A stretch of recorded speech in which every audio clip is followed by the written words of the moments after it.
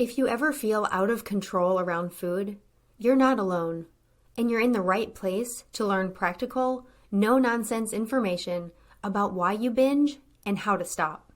Binge eating does not mean that something is wrong with you.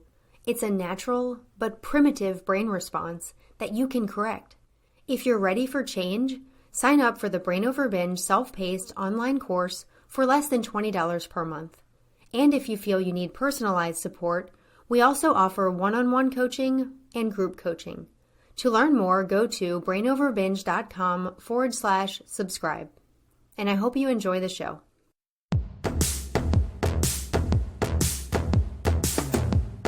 Welcome to the Brain Over Binge podcast, where you learn a simple, brain-based approach to ending binge eating. I'm glad you're here with me today. I'm Kathryn Hansen, the author of Brain Over Binge and the Brain Over Binge Recovery Guide. And I'll be joined today by Coach Julie Mann, who does one-on-one coaching and group coaching for Brain Over Binge. And Julie comes on the podcast frequently to address topics that come up in coaching, and she always brings such great insights, ideas, and strategies that you can use to develop a healthy relationship with food. Know that I also offer one-on-one coaching, and both Coach Julie and I have sessions available this summer and beyond. So if you do want personalized help, you can book your session with me or Julie. You can also get coaching and the support of a wonderful community in the Brain Over Binge group, which Coach Julie leads. The group includes daily coaching and support on the group's forum, weekly coaching calls with Julie on Sundays, and monthly Q&A calls with me. I do the monthly Q&A calls with the group on the third Thursday of each month, and the next one is on July 18th. So if you're listening at the time this episode is released, you can join the group to start getting support today, and also join that Q&A call on the 18th. You can find the links to learn more about group coaching and one-on-one coaching in the show description. Today, our topic is surrounding appetite cues, and specifically learning new and helpful ways to relate to our feelings of fullness. We'll talk about some of the ways that fullness cues get dysregulated when we're caught up in the binge and restrict cycle, and how we can help our body and mind heal. As you listen, please know that everything we talk about assumes that you do not have a specific digestive condition that is affecting appetite. Eating disorders can, in some cases, lead to more serious gut issues, so if you have concerning symptoms, please seek medical attention. As always, what we talk about here is not a substitute for medical advice. That being said, most of the time, the appetite changes you experience due to restricting and binging absolutely can heal with recovery and the cessation of disordered eating patterns. And now Coach Julie and I will get right into the topic. Hi, Julie. Welcome back. Hi, Kathryn. So happy to be with you. Yeah, absolutely. We are going to be talking about reclaiming fullness today. And this is a topic we're going to take in many different directions. And I'm really excited about it because I know this is something you teach a lot in the Brain Over Binge group as well. Yes, it is. I wanted to start with a quote. It's a Virginia Woolf quote, and I really like it. It's, "One cannot think well, love well, sleep well, if one has not dined well." It's really the truth. Like, nothing works when you're not feeding yourself adequately. Yeah. And it's something that we all kind of intuitively know, right? We can't live our life the way we want to live our life if we're walking around hungry all the time. But I think what happens, a lot of people who are listening to this podcast, you may relate, you may have developed some negative associations with fullness over time. So that fullness may not feel good to you right now. It may bring up some fear, some anxiety, some different sensations that you've associated with being negative. So we want to address that and many other aspects of fullness as well. Yeah, exactly. Because it's my wish that everybody listening really, really learns to reclaim fullness, right? To recognize, like, it's good to be full. It's actually good to eat and feel full, not stuffed, but full. Right. And it's interesting, even this weekend on the call, this came up. Many people come to me and say, yeah, but when I'm full, then I want to binge. And it's so interesting because when you've spent a lifetime, and remember, for me, it was over 40 years of my life, right? A lifetime either restricting or binging, right? I was either here or here. I lived on these two planes. Right? So full, such a strange sensation. What does that mean? To eat until I'm full, right? And so for many people that I work with, it's such a foreign feeling. And when it happens, all this anxiety comes up. I must have done something wrong. I've eaten too much. As opposed to, oh no, this is the way it's supposed to feel when you eat until you're satisfied, right? You eat in a way where you never have to walk around starving again, fearing that you're not going to be able to make it until your next meal. It's such a different sensation, but it is not here in starving land and it's not here in binging land. Yeah, it's finding that middle road. And I think if you are involved in restricting and binging, maybe the only time you're feeling full is when you binge. So then binging gets associated with fullness, and it's not that good level of fullness where you're satisfied and you can go on with your day. It's a fullness that is painful. It's a fullness that is just does not feel good, right? So then you start associating fullness with that pain and like you did something wrong. So relearning that normal level of fullness, it can take some practice. Yeah, and I wouldn't actually call binging fullness. That to me is stuffed, overfull, like eating until you're sick. Binging is a very specific thing, right? There's a big difference between eating a meal and being sated, full, like where your belly is full and you're good and you've got energy to get on with your day, and eating in a binge where you are completely sick. I know for me, it's like you're so full, you couldn't put any more food in your body if you tried.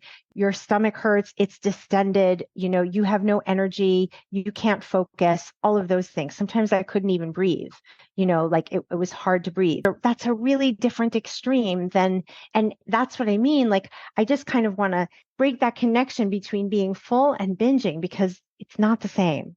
That's interesting. Like we could think of fullness on a scale, like where you are extreme levels of fullness. But I like what you're saying is like, what if we just call it something else? We call it stuffed. We call it painful stomach expansion. There's got to be something else we could call it, right? Overfull, right? Yeah, Like overly overfull. full. It's not even on the scale. Exactly. That is not at all what we're talking about, right? Like it's not about being stuffed. It's about eating until you're good.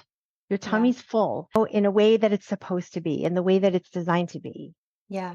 And now I imagine, and I know from working with people and from experiencing this myself, is sometimes that sensation can be really hard to find at first because you are so used to being starving or being stuffed that you may not even be in touch with your body sensations. Like some people say, I don't feel full until I'm stuffed, until I'm overfull. They don't really know what fullness means. So maybe you could speak to that a little bit. Yeah, I mean, that's a great point. And people may not like this answer, but I'm going to say it anyway. It's messy figuring out what comfortably full means.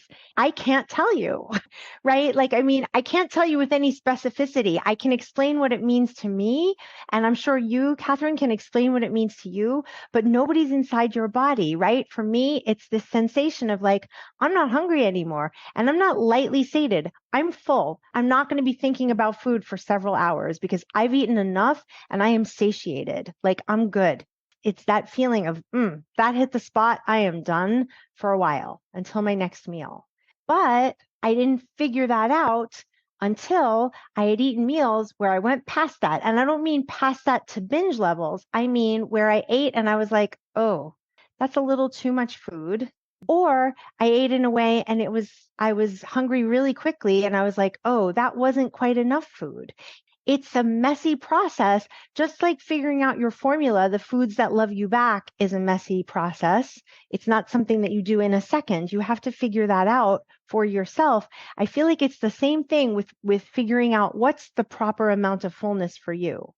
Yeah, I really love how you describe that as far as there being some experimentation that's necessary. And that's okay. Like if you eat an amount that you think is going to lead to a normal level of fullness and you end up being overfull, then maybe you adjust next time and maybe eat a little less. If you eat too little and you end up being hungry again really soon, then adjust again. Like it never has to be perfect.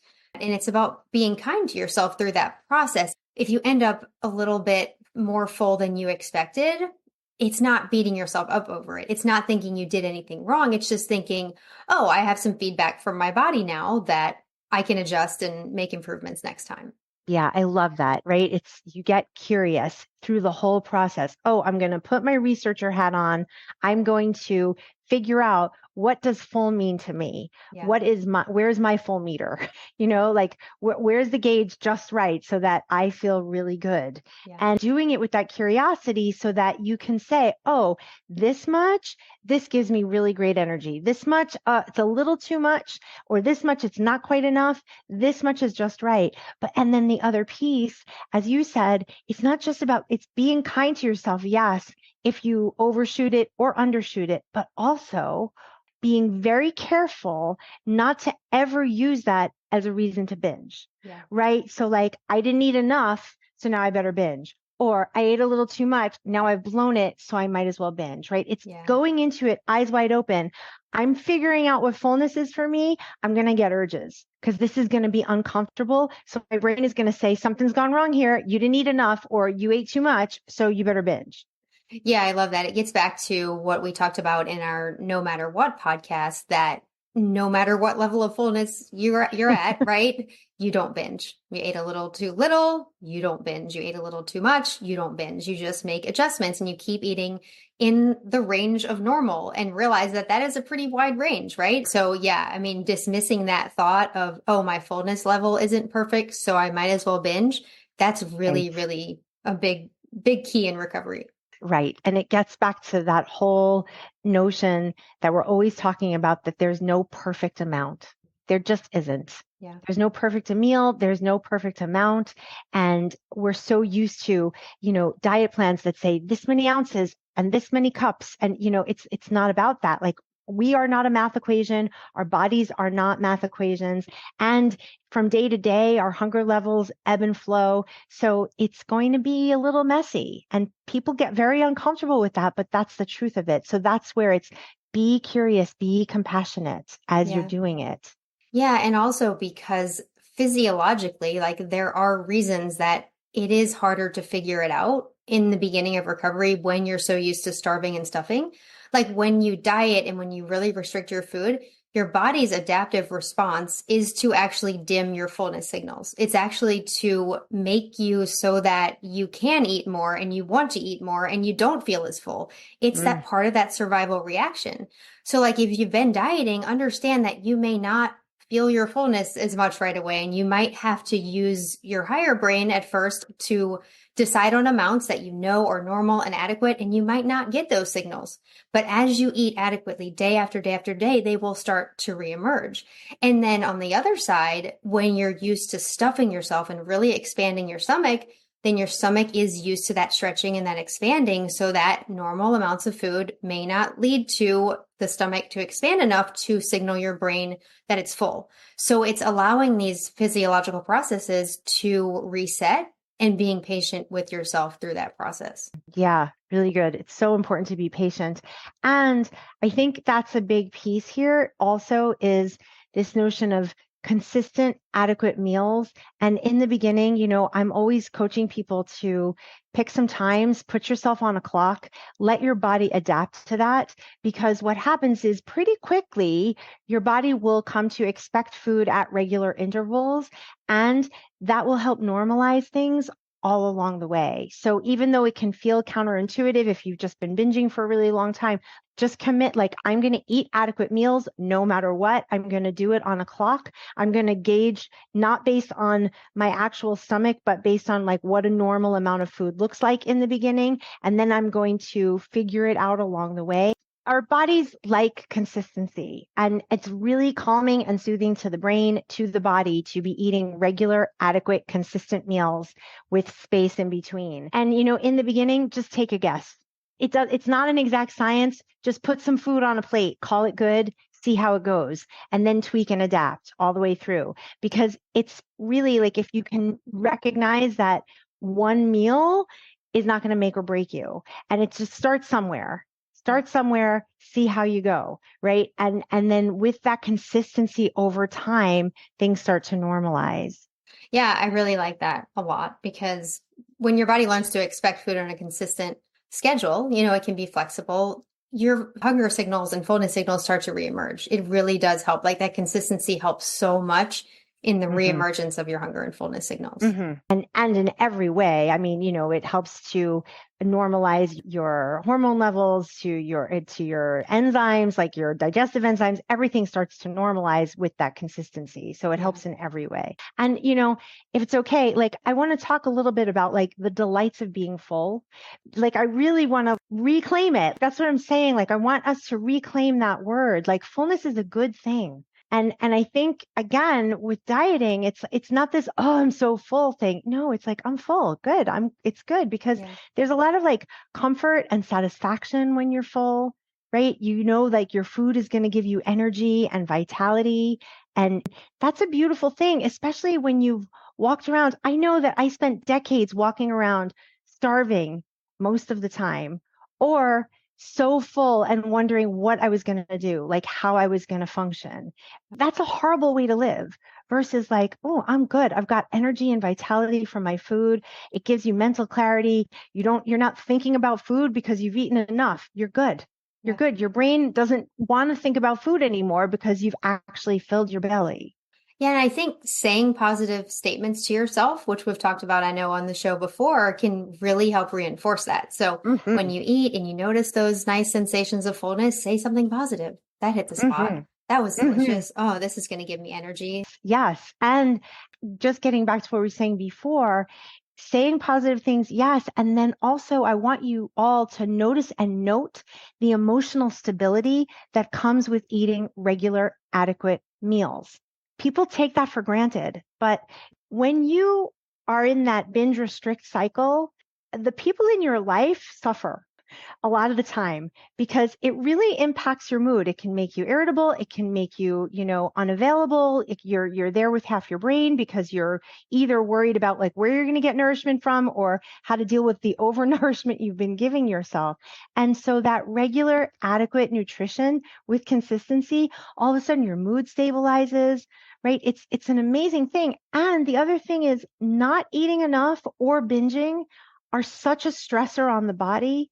It's not just like the impact that it has on you physically, but there's such an impact emotionally. And so that eating until you're full and eating regular meals, it takes away this stress of starvation or binging, which is pretty amazing. Yeah, absolutely. When you can start to see the benefits of it in your life, it motivates you to want to keep doing it. And it allows you to start developing those positive connections in your brain to the feeling of fullness. Because like we've talked about, there may have been some negative connections that have been conditioned in your brain. And I think it's important to be aware of that. Like you don't want to dwell on that, but be aware when those thoughts pop up. I think a lot of people have developed a connection that fullness means weight gain. And that's somewhere in the brain. And I think it's because of diet culture. I think it's because of the messaging we're receiving, even from being a young child, right? Like you shouldn't be too full. You shouldn't eat too much. You shouldn't gain weight. And so we've made that connection, but fullness does not equal weight gain. And when you learn that that connection is false, that fullness does not lead to weight gain, that you feel it, your body digests it, you process it, you use it for energy, and then you're hungry again. Once you go through that many times and realize fullness doesn't equal weight gain, you can start to let that go. That's right. And that is that productive discomfort of growth that I'm always talking about, right? So like at first, it's going to be uncomfortable to eat until you're full. All of those fears are going to come up. I'm going to gain weight. I did something wrong. Like I shouldn't be full, whatever it is. This is unusual. This feels weird. All of those things. Not a reason to binge, not a reason to restrict, a reason to say, oh, good. This is my chance to change my brain. I'm going to allow the urge to binge or restrict here and let it move through me and trust that I'm going to start to get used to this. Yeah. And any negative thought that pops into your head, any negative feeling, you can know that it's optional. You can know that you can shift that thought to a more positive thought about the sensations that you're feeling, because it's not the sensations of fullness that are the problem. It's the thoughts that you're having around those sensations. I actually use this example. I have an audio in the Brain Over Binge course about hunger and fullness. And growing up, my parents were like exact opposites on this end. My mom came from an environment where food was more scarce. So I think fullness was such a joy to her that when she would feel full throughout her whole life, she's like, oh, this felt so good. I'm so full. It's so amazing. And then my dad came from more of a weight conscious environment. So when he was full, he would say the exact opposite, like, oh, I ate too much. I can't believe I ate all that. So I was receiving like completely opposite messages. But the point here is that it's the same sensation. Of course. And two people, depending on their history, their mindset, can interpret that sensation in a completely different way. So yeah, I hope that example just helps you realize that the sensations are neutral and your thoughts about them are optional. Yeah, exactly. Exactly. I love it. I remember that example very well. Yeah. And yeah, I mean, and if we even think about like little babies when they're good and full, like they're rubbing their tummies versus grownups who are like, oh no, I ate too much, right? It's just, it's like fear or love, right? Like which path are you taking here? You know, again, the delight of being full, it's that enhanced enjoyment of life, right? Like this freedom to own your appetite with full permission and full pleasure, knowing you can socialize, you can go out to eat, you can contribute to meals, you can be part of society in that way without fear, knowing I'm going to eat, I'm going to enjoy the meal, and then I'm going to get on with things because I'm not going to be trying to restrict at this event, or I'm not going to overstuff myself either. I'm not going to do either. I'm going to eat until I'm full and get back to whatever else it is that I want to do with my day or my life. Yeah, that's amazing. And one more thing I want to bring up here is that, and this happened for me, and I know it happens in others as well, is the brain, the lower brain sometimes will associate something positive with being overly full. And I want to try to explain that a little here is that when you binge after a period of restriction, the brain can like reward that overly full sensation because you need the food, right? You're starving. It's this survival response. So there can be this temporary reward of being overly full, which very quickly leads to pain and to shame and to just physical effects that we've talked about here. But there can be this odd temporary reward in it. And I think part of reclaiming fullness is reclaiming appropriate levels of fullness and realizing if your brain is encouraging you like, oh, that's not enough fullness, you need to be like stuffed and so you can't even move. Like sometimes the brain will actually encourage that when you are a binge eater. So it's really reclaiming that middle ground on fullness and dismissing the thought that being overly full has any benefit to you whatsoever. Absolutely. Again, and that gets back to putting your researcher hat on and going into this with curiosity and kindness and compassion and eyes wide open, right? Getting back to what I was saying earlier, that when you're engaging in this practice of figuring out full for you, comfortable fullness for you, that your brain may say, keep going, right? Oh, you better keep going, or, you know, you better not eat too much. Like it could be a both end. And so going into it with that awareness in mind, like I'm used to binging, my stretch receptors are all stretched out, you know, so like I'm going to be eating this much and my brain is going to say, where's my fourth and fifth plate? And you say, no, I've had 2 plates. That's good. I'm stopping here. You know, whatever it is, you decide on an amount in advance with your higher brain and then let your lower brain do whatever it does and trust that that's the way you're healing both your brain and your fullness meters. Yeah. And as you do that, and as you learn that normal levels of fullness feel good, you'll stop desiring that over full feeling in any way whatsoever. Like, you know, rationally it's painful, you know, rationally it's not good for you. But if there's some desire, just trust that that will go away. Like you'll start to see that as the exact opposite of pleasure. Absolutely. I mean, that always gets back to the notion that binging always and only makes everything worse. And even if your lower brain is saying, oh, it's going to feel so good, that's just that motivational triad of the brain in action, but it is the opposite of pleasure. And it uses up way more energy actually to recover from a binge than to just eat a nice meal. Yeah, Julie, this has all been extremely helpful. Are there any final thoughts on reclaiming fullness? As you were saying before, it's all about the way that you approach it. You know, how are you going to be thinking about fullness going forward? And so say it with me, right? It's good to be full. I'm reclaiming fullness. I'm full. That hit the spot. I am so well nourished. My body loves being nourished. My body knows exactly what to do with this food. I'm going to have so much energy for the day. You know, whatever works for you, but really start to reframe fullness for yourself so that you can reclaim it. Awesome. Yeah. Well, thank you so much for having this conversation. My pleasure. My pleasure. Thanks, Kathryn. Thank you so much for being here today for this conversation about reclaiming fullness.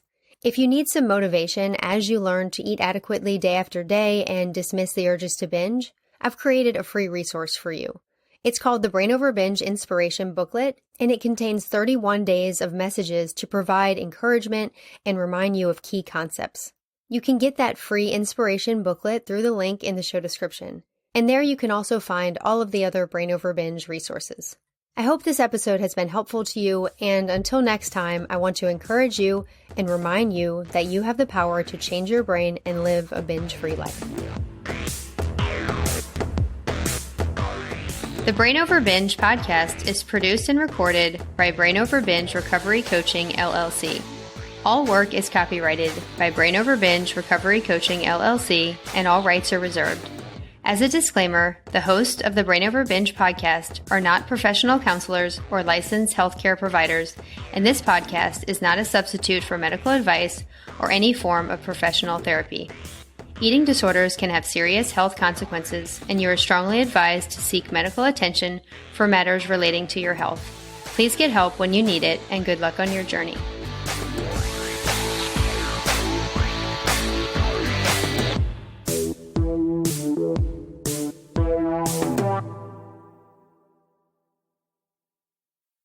Need more help? You can find all of our current and upcoming options for support at brainoverbinge.com.